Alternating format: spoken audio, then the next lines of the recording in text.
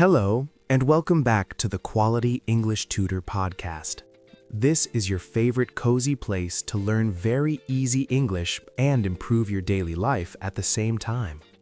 I am Alex, and I am here with my friend Sara. I am so happy you are here with us again today. Maybe you are a little bit tired right now. Maybe you are avoiding your big to-do list or your work. But hey, at least you are doing it in English. Yeah, that is a very good point. If you are going to escape your daily responsibilities and jobs, doing it in English is the best way. That is true. You are kind of avoiding your hard work, but your English is getting much better at the same time. And for someone who is talking about avoiding work, you sound extra awake today, Alex. What happened? Did you drink coffee from a whole coffee shop? Surprisingly, no, Sara. Today, I did something very unusual for me. I answered a phone message without thinking for 10 minutes. Wait, what? No overthinking? This is breaking news for our podcast. I know, right? Usually, I type a message, then I delete it. I type again, I check every single word, especially because it's in another language. But this morning, I just pressed the record button. I sent a short voice message, and I thought, okay, it's done. It's not perfect, but it's real. I feel that so much. I also have those moments when I write, then I delete, then I write again, and in the end, I don't send anything at all. Yeah, it's so much thinking and almost no talking. And I guess many of our listeners do the same thing with their English. They think, and think, but they don't actually speak. Yeah, their head is full of many sentences, but their mouth is on the mute button. And that is really what we want to work on today. Because today, we're not talking about boring grammar rules or exam tricks. We're talking about that moment when your brain is very busy and your voice is very quiet. I know that feeling so well, and I sometimes think, how many chances to practice speaking did I miss because I stayed silent? So today's topic is really close to our hearts. We're calling this episode, Stop Thinking and Start Talking. It's all about calming that noisy brain and actually using your English voice in real-life situations. We will share real stories, simple ideas, and tiny steps you can try. We want speaking to feel more like talking to a friend and less like taking a difficult test. But before we go deeper into this topic, we want to ask you for one tiny favor. If you enjoy learning with us, please like this episode and subscribe to the channel. It really helps more learners find the Quality English Tutor Podcast. And we would love to hear from you in the comments section. You can write one simple sentence, something like, I am your name from your country. And you can say, one situation where I think too much and stay quiet is, we really read your comments and we love to know about you. They help us understand your life and your English struggles. And when you write, your English brain has to work hard. You choose words and build a sentence. That's real practice, not just listening. All right, before we share our stories and tips, let's quickly talk about the level for today. By the way, today's episode is an A1, A2 level. So, that means it's great for beginner learners. The English is very clear and very simple, but it's still interesting and deep. It's not baby English, and it's not super advanced English either. It's somewhere in the middle. And if you are a strong beginner, don't worry, you are still welcome here. Yeah, this episode is also safe for you. It can help you slowly move from beginner English to intermediate English. So wherever you are on your journey, you can stay relaxed and learn with us. And because we love vocabulary, we will highlight some bigger words and phrases from this episode. During the episode, we will explain them naturally inside the conversation. And at the end, we will do a calm little word tour. We will slow down, breathe, and go back over the important words with simple examples. So stay with us right until the end. All right, let's get started. So, Sara, let's start with a real moment. Do you remember a time when you wanted to speak another language and your brain just shut down? Oh, yes, I remember so clearly. I was in a bakery in another country. I had practiced my sentence many times before. Hi, can I have that chocolate cake, please? Okay, that sounds simple so far. It was simple until it was my turn. The lady looked at me and said something fast in her language, and suddenly my brain felt like someone pulled the plug. Like when the Wi-Fi goes off. Exactly. 1 second I had full internet in my brain, and the next second I had no connection. What did you do? I just stood there holding my little paper bag. I opened my mouth and I said, hi, I cake this, please? And I pointed with my finger like a lost child. Honestly, that is still communication. You still got the cake, right? Yes, I did. And the funny thing, the lady smiled. She didn't laugh at me. She was actually very kind. But inside, you probably felt very embarrassed. Oh, completely. I walked out thinking, come on, Sarah, you studied this. Why couldn't you say one simple sentence? That feeling is so real, yes. And our listeners know this feeling. You study, you repeat, you understand a podcast, and then in real life, your mouth suddenly forgets everything. You know, I had a similar moment on a video call once. Really? Tell me about it. I was on a call with some native speakers. I knew what I wanted to say. I even said it in my head in perfect English. In your head, right? Right. But when it was my turn, I heard my name, and my brain was like a crowded room. Too many thoughts and no clear door. Like everyone shouting at the same time. Grammar, vocabulary, fear, all yelling together. Exactly. I ended up saying something super short like, yes, I agree, when I actually had a full idea. And after the call, you probably thought, why didn't I just say something? Yes. And that's the thing. Most of us have good English inside. The problem is not the language only, it's the overthinking. That's why today we're not only talking about grammar rules or exam tricks, we're talking about that noisy room in your head. I think for many people it starts with fear. Fear of making mistakes. Fear that someone will judge you. Do you know, Sarah, when I was younger, I was always scared someone would laugh if I said a word in the wrong way. And judge here just means they look at you and think something negative. Even if they don't actually say that, your brain whispers it to you, right? Your brain becomes the strict teacher. Speaking of teachers, I still remember one class at school. A student answered in English, made one small mistake, and the teacher corrected them in a very cold voice. Ouch. The whole class laughed a little, and I watched that student become very quiet after that day. They almost never raised their hand again. And many of our listeners have a story like that, a teacher, a classmate, or a family member who laughed. So now, even when they are adults, their body remembers that feeling.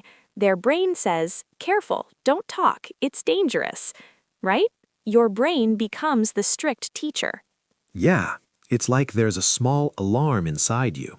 Every time you want to speak English, the alarm goes beep, beep, danger, don't do it. I had another moment like that in high school. We had to read a short text. I mispronounced one word, my friend laughed, and I smiled, but inside I thought, okay, I will read very fast next time so no one hears me. And that one little moment can stay in your memory for 10 years. Exactly. One joke, one comment, and your brain decides it's safer to stay quiet. And then there's another thing, perfectionism. Perfectionism is when you think if it's not perfect, it's not good enough.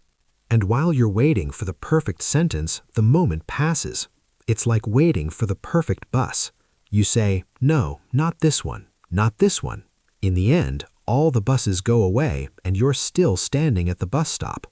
Many learners tell me, I wanted to speak, but I changed my sentence 10 times in my head, and then the topic changed. Yeah, by the time they're ready to talk, the conversation has already moved. Or at a party, you want to join a group, you think of one sentence, then you fix it again, and in the end, you pretend to check your phone instead. I did that at a family dinner once.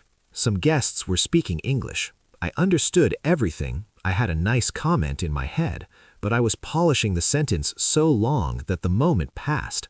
And then you go home and think, why didn't I just say something small? So, in the end, your English is not the only problem. Your fear is speaking, your old memories are speaking, your perfectionism is speaking. And the sad thing is all of that noise is speaking louder than your real voice. And the good news is, Sarah, we can actually train this. We can teach your brain a new way to speak. It is not a permanent problem. It is just a habit we can change together. Yeah, we don't have to wait until fear disappears forever. We can start talking even with a little fear in the room, Alex. Many people wait for the fear to go away, but the fear only goes away after you start talking. That is so true. I agree with you 100%. So let's talk about how to do that, how to move from thinking to talking. Let's start very simply, Sarah. Tool number 1, use short, simple sentences instead of big, long speeches. Yes, many learners try to talk like a professional book, Alex. They want long, beautiful sentences with perfect grammar, and then they get stuck. For example, in your head you think, I have always been interested in improving my communication skills in this area. Nice sentence, very professional, but your mouth is scared of all those words. So instead, Sarah, you can just say, I want to speak better. It's the same idea, but with much less pressure on your brain.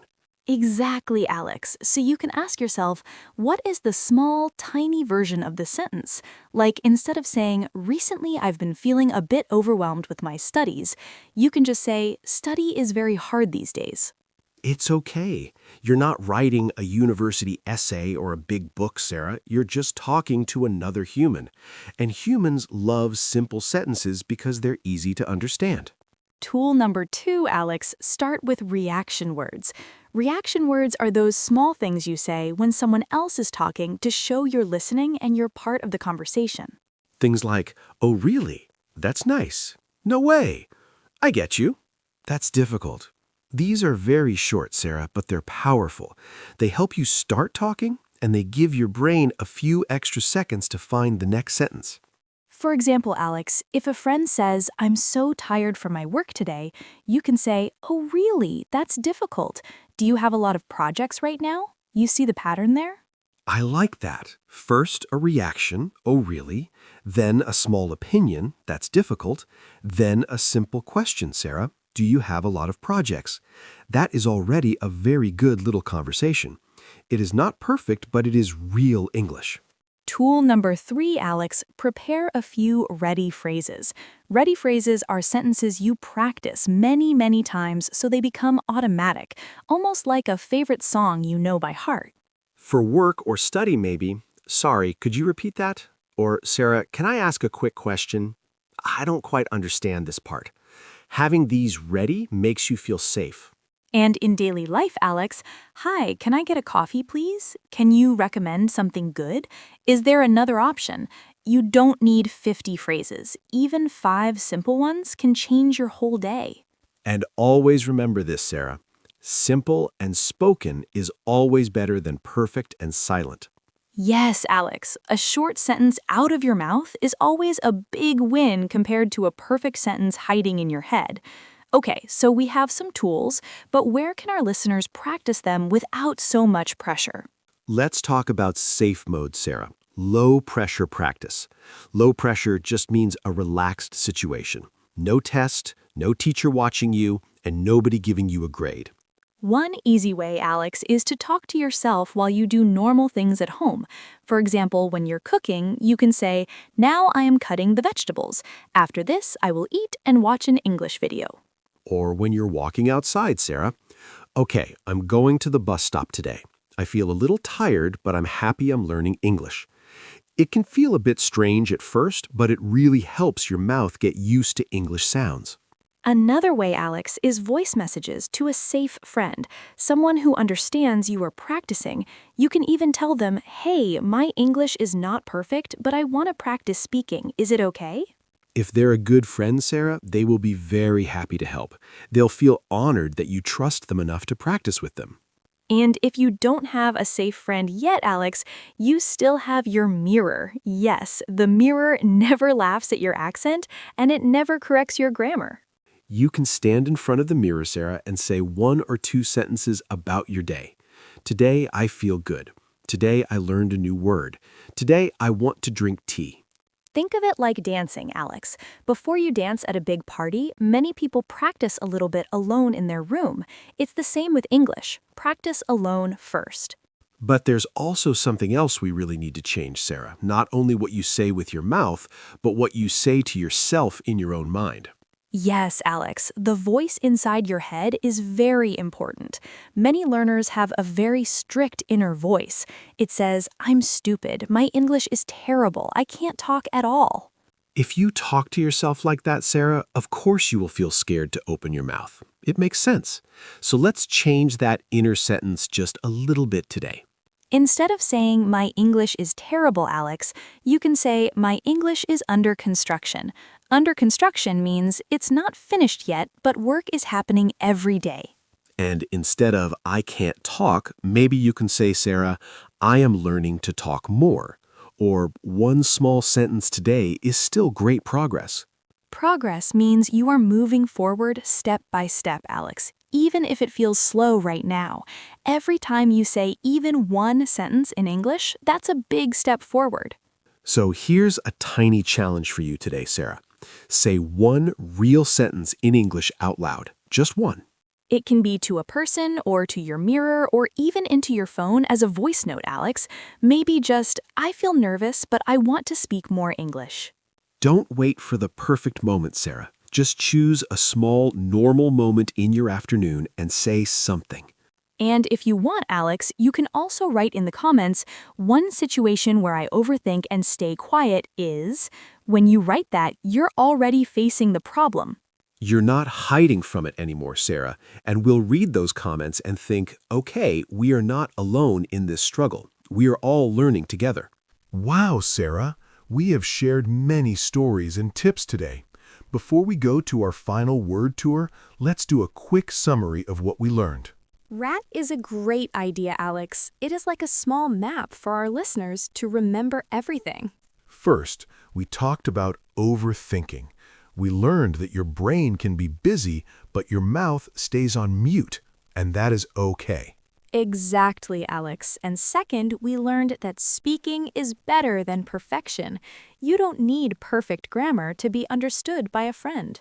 And third, we shared 3 simple tools, Sarah. Do you remember them? Of course. Use short sentences, use reaction words like, "Oh, really?" and have a few ready phrases in your pocket. And the most important thing, Sarah, your English is under construction. Be kind to yourself. Yes, one small sentence today is a very big win, Alex. Okay, Alex, before we finish our conversation today, let's do our tiny word tour. Let's slow down a little bit and look at a few important words from our talk to make sure we remember them. Yes, let's take a deep breath and look at them one by one, Sarah. We definitely have to start with the big one of the day, overthinking. Overthinking simply means you think too much about something, Alex. You think so much that it actually becomes a problem. For example, I overthink before I speak English in meetings, and then I stay quiet. It makes your brain feel very heavy and busy. I know that feeling so well, Sarah. It is not a good feeling. Another word we used is mute. Mute means no sound at all. If your TV is on mute, you can see the pictures, but you don't hear any voices. Exactly. In this episode today, Alex, we said your mouth is on mute. That means you have many amazing sentences inside your head, but you don't let the sound come out of your mouth. No voice, no words. That is what we want to change. It is a big challenge. Then we talked about perfectionism, Sarah. This is when you want every single thing to be 100% perfect. You feel very sad or even angry if there is one small mistake in your grammar. Yes, many learners struggle with this, Alex. For example, because of my perfectionism, I don't speak unless I'm 100% sure. It makes the brain very, very tired at the end of the day. But there is a much better way. Another very useful phrase is low pressure, Sarah. This means the situation is relaxed and not stressful. No big exams, no scary people watching you. Oh, I love that phrase, Alex. For example, Alex, talking to myself while I cook my dinner is low-pressure English practice. It is a very soft, kind, and easy way to learn every day. We also use the word progress, Sarah. Progress means you are moving forward step by step. Even if you are moving slowly, you are still moving forward. Yes, even saying one small sentence a day is progress for my English, Alex. Small steps today mean very big success tomorrow. I truly believe that in my heart. And I really, really liked this final phrase, Sarah, under construction. Normally, we say a road or a building is under construction when people are still working on it. It is not finished yet. My English is under construction, Alex. That means I am working on it every single day. It is not perfect right now, but I am building it, and that is completely okay and normal. Then we had those reaction words, Sarah. These are small, easy things like, oh, really, or that's nice. They show the other person that you were listening. These words help you start talking immediately, Alex. You don't need a big, beautiful speech, just a small reaction first to feel confident and part of the conversation. And the very last word, Sarah, ready phrases. These are sentences like, can I ask a question? That you know so well you can say them without thinking at all. When you have a few ready phrases, Alex, speaking feels much lighter. Your brain works less and your mouth can move much faster and easier than before. That was a great word tour, Sarah. But wait, before we say goodbye, it's time for our Quality English homework. Oh, yes. Don't worry, Alex. Listeners, this is not like school homework. This is very small and very fun. Here's your goal for the next 24 hours. Go to your kitchen, look at one object, maybe a spoon or a cup, and say one English sentence to it. Just one. I love that idea, Alex. You can say, this is a red cup, or I like this tea. That is your victory for today. It proves you are a speaker, not just a listener. We are so proud of you for trying today, Sarah, and we're proud of everyone listening.